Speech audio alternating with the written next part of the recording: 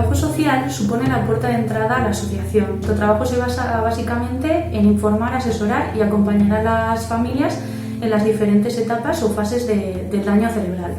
Las familias llegan al centro un poco desesperadas y les informamos de las actividades que realizamos. En la asociación les damos apoyo psicológico y orientaciones. La labor principal pues, es intentar que todos los usuarios puedan integrarse a nivel familiar, a nivel social, incluso laboral.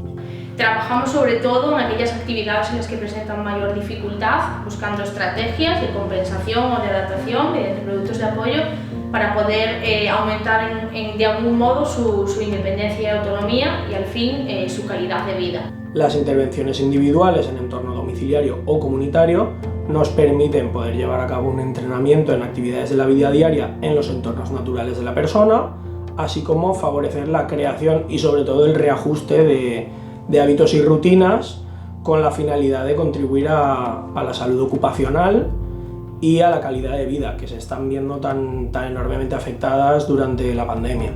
Es de gran importancia la continuidad en el tratamiento, ya que durante la pandemia del COVID-19 observamos una involución en un elevado porcentaje de los usuarios. Muy importante la continuidad de la rehabilitación para ellos, para las personas que tienen daño cerebral. A nivel cognitivo es muy importante seguir trabajando las funciones cognitivas alteradas para que no se produzca y no haya un aumento de la interferencia en su día a día.